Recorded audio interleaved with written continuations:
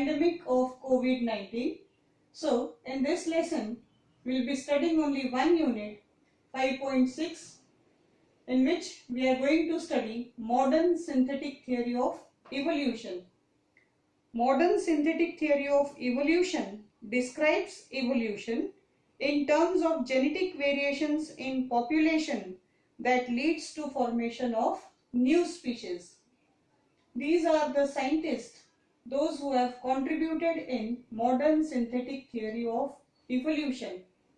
The scientists are R. Fisher, J.B.S. Helden, J. Huxley, T. Dobzhansky, Ernst Mayr, Fisher, C. Wright, Mendel, T. H. Morgan, Simpson, Stebbins, etc. Stebbins, in his book Process of Organic Evolution, discussed the key factors that contributed in evolution of new species. But before studying the key factors, first we'll understand the terminology. The first one is population. An interbreeding group of organism that shares common gene pool is called as population. Such small interbreeding group of population are also called as Mendelian population. The next one is gene pool. Sum total of genes in a Mendelian population is called as gene pool. Migration of population alters or affects the gene pool. Gene frequency, it refers to how common an allele is in a population, or it is determined by counting how many times the allele appears in population and then dividing by total number of copies of the genes. This is called as gene frequency. Now these are the key factors. The first one is genetic variations, the next is natural selection, and the next is isolation. So first we will study about genetic variations, and then in our next class we will be studying about natural selection and isolation. Genetic variations, the change in gene and gene frequencies is known as genetic variations. These variations, they are caused by many factors, and the factors that are responsible for genetic variations are gene mutation, genetic recombination, gene flow, genetic drift, and chromosomal aberrations. Gene mutation, a permanent change in the DNA sequence, is called as gene mutation. Mutation that occurs within single gene is called point mutation or gene mutation. Then second one is genetic recombination. Genetic recombination is exchange of genetic material between different organisms which leads to production of offsprings with combination of traits that differ from the parents. During genetic recombination, exchange of genetic material takes place between non-sister chromatids of homologous chromosomes, and this is called as crossing over. So many times a question is asked on crossing over, so you have to remember. The next one is gene flow.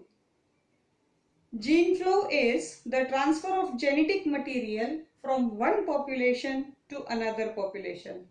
This is called as gene flow. Then fourth is genetic drift. Genetic drift is a mechanism of evolution responsible for random changes in the gene pool.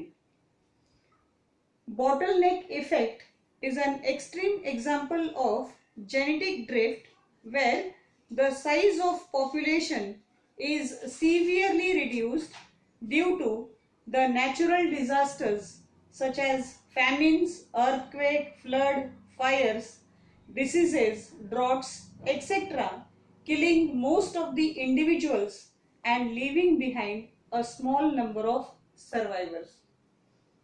Now why it is called as bottleneck effect? This is the diagram of a bottle. If we consider that this major part, it is the part of population, and due to natural calamities, if the population is reduced and if it is reduced to this much size till the neck of the bottle, then it is called as bottleneck effect. And the last one is called as chromosomal aberrations.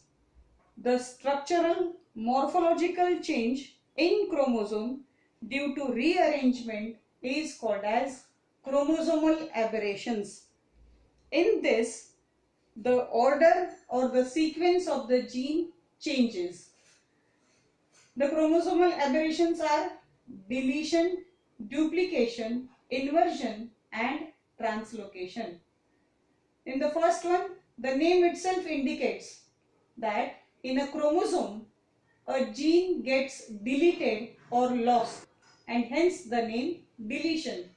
So this is a chromosome and this gene D, it is lost. So in this chromosome, after losing, it is not found. The second one is called as duplication, where the genes are repeated or doubled. This is a chromosome, the gene B and C. So after duplication, the genes is repeated BC and again we'll see BC. So when such type of changes takes place, then it is called as duplication.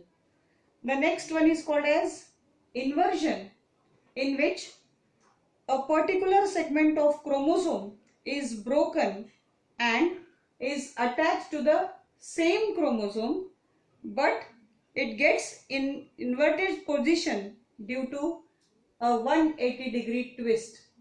Since the sequence of genes, they get inverted, hence the name inversion.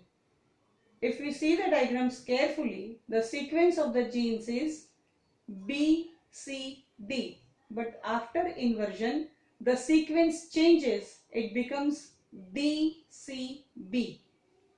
The last one is called as translocation, in which the transfer of a part of chromosome or a set of genes takes place from one chromosome to another chromosome.